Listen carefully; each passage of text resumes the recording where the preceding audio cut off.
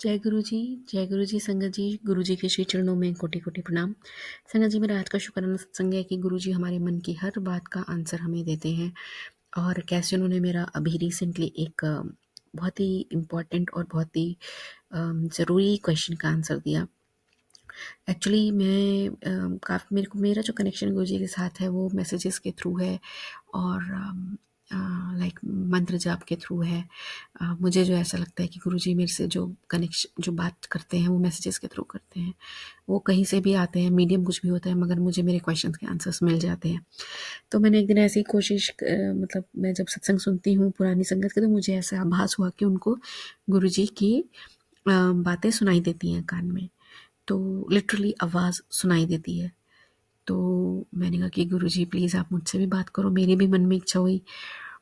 तो मैं ऐसा मतलब पिछले 3-4 दिन से ऐसा मतलब सोच रही हूँ नॉन स्टॉप कि गुरुजी आप मुझसे भी बात करो, मुझसे भी बात करो, ऐसा करके। तो आज गुरुजी मुझे सत्संग सुनवाते हैं और उसमें कहते हैं, पता चलता है कि जो आंटी हैं, जो उनका नाम है गुरुजी ने बड़े प्रेम से चैंटिंग आंटी रखा था। तो उन आंटी से गुरुजी बात करते थे, मगर उनके जो हस्बैंड अंकल थे उनसे बात नहीं करते थे। तो आंटी को मतलब अंकल को लगा, मतलब जब थोड़ा समय बीत गया तो अंकल को लगा कि मुझसे तो बात ही नहीं करते हैं। तो क्या हुआ कि आंटी को तो अंकल ने कहा कि भाई मैं तो नहीं जाऊँगा, मतलब मैं थोड़ा सा ना उनको मन हो गया कि मैं नहीं जाऊँगा ऐसे करके। तो आंटी ने कहा कि भाई अगर हस्बैंड अंकल नहीं आएंगे तो मैं कैसे जाऊँगी, क्योंकि कई बार तो जो गुरुजी हैं वो रात को लेट नाइट भी आवर्स में भी रोकने के लिए बोल देते हैं, रुकने के लिए।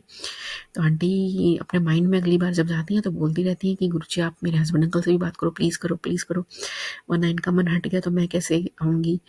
तो आंटी ऐसा बोल रही होती हैं और फिर वो जब वापस जा रही होती हैं तो एक आंटी, दूसरी आंटी सत्संग कर रही होती है शिव मूर्ति के बगल में कहीं, ऐसा मैंने जहाँ तक सुना है सत्संग में। मैं अगर सही बोल रही हूँ तो गुरुजी मुझे क्षमा करना अगर गलत बोल दिया तो, संगत जी आप भी क्षमा कीजिएगा। तो वहाँ पर कहीं आंटी सत्संग कर रही होती है, कोई दूसरी आंटी दूसरों को बता रही होती है कि गुरुजी जिनसे बात करते हैं ना तो वो कंफ्यूज्ड सोल्स होती हैं और जिनसे नहीं करते हैं वो प्योर सोल्स होती हैं। तो जब आंटी ने ये सुना तो आंटी बड़ी खुश हुई और आंटी ने अंकल को बताया कि चलो मैं तो खुश हूँ कंफ्यूज्ड होकर के भी, क्योंकि मैं तो अपने गुरु से बात कर रही हूँ, मेरे लिए यही बहुत है कि मैं कंफ्यूज हूँ, that doesn't matter, but you should be happy, uncle should be happy कि आप प्योर सोल हो। तो मतलब बुरा मानने वाली बात नहीं है। तो जब मुझे ये पता चला तो मुझे मेरे क्वेश्चन का आंसर मिला कि मैं गुरुजी से बार-बार बोल रही थी पिछले 3-4 दिन से कि गुरुजी आप मुझसे बात करो, मुझसे बात करो। ये मैसेजेस के थ्रू हमारा, मुझे लगता है कि मैं कई बार क्रैक भी नहीं कर पाती हूँ, टाइम लग जाता है समझने में। तो बेटर है कि आप डायरेक्ट मुझे मेरे कान में ही बता दो ना, है ना? बट अब समझ में आ गया है कि गुरुजी ने क्या बोला। तो कोटि-कोटि शुक्राना गुरुजी।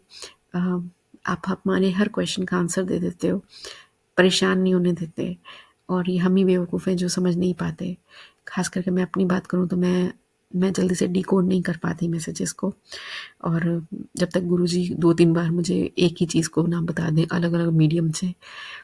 तो शुक्राना गुरुजी, सदा साथ रहिएगा प्रभु, अ, और अपने चरणों में हमें रखिएगा। जो भी जाने-अनजाने में भूलें हो जाती हैं उसके लिए क्षमा कीजिएगा और सब पर अपनी कृपा बनाए रखिएगा। कोटि-कोटि शुक्राना। जय गुरुजी, शुक्राना गुरुजी।